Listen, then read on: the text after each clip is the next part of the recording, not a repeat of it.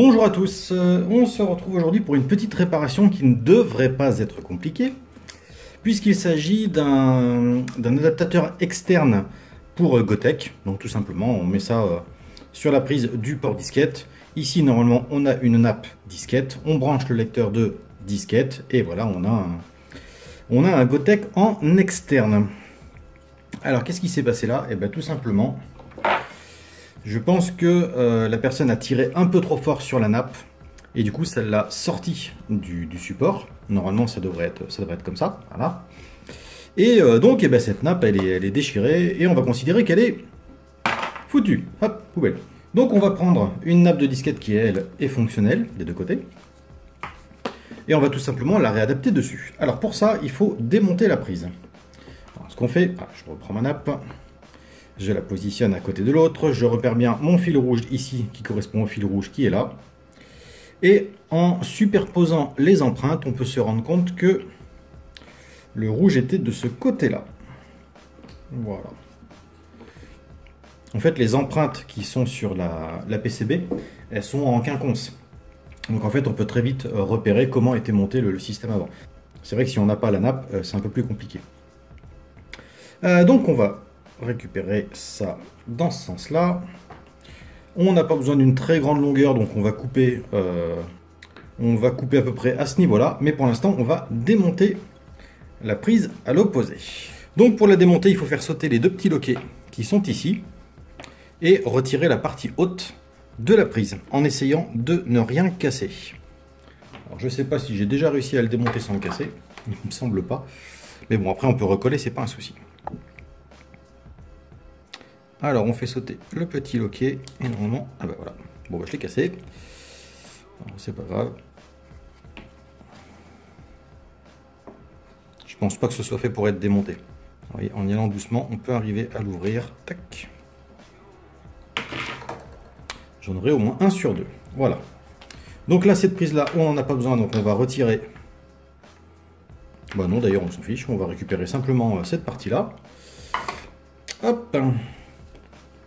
Donc on va prendre à peu près cette longueur. Là on s'affiche de savoir si c'est coupé droit, puisqu'on le coupera après directement sur la prise. De toute façon ça devrait être déjà pas trop mal droit.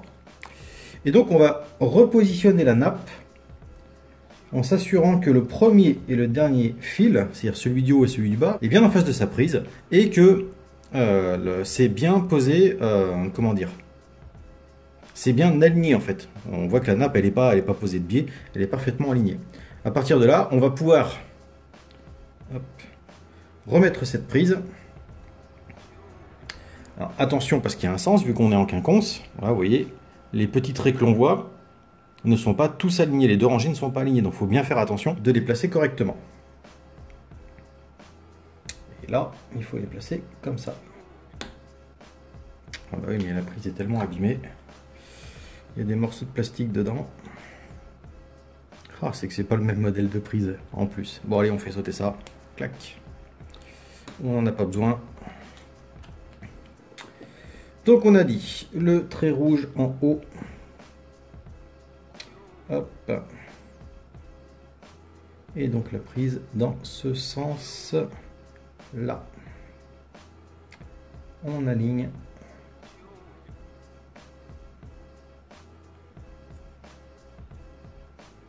Il faut bien que la prise soit alignée, voilà.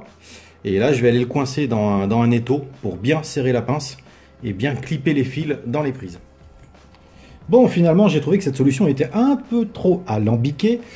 Et en fait, j'ai retrouvé, voilà, tout simplement des réglettes. Il m'en restait en stock. Donc, c'est des réglettes toutes bêtes, hein.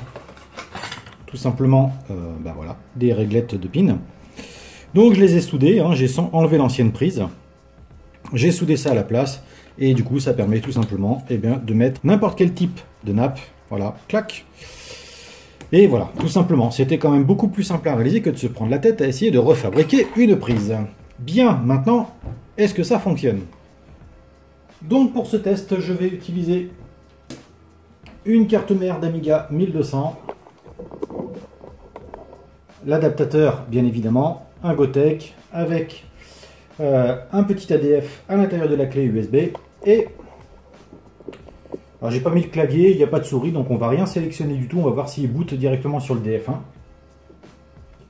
Ça. Hop. Tac, c'est parti.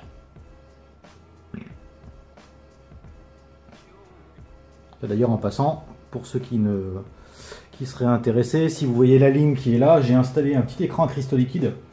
Donc un sur le 5 volts et un sur le 12 volts. Donc ça me permet de voir les tensions en temps réel. C'est plutôt pas mal.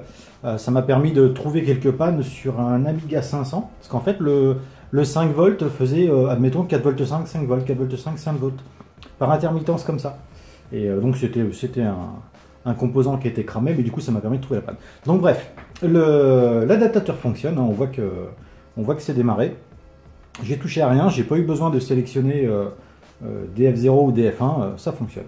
Voilà, petite réparation rapide, on se retrouve pour une prochaine vidéo, à bientôt.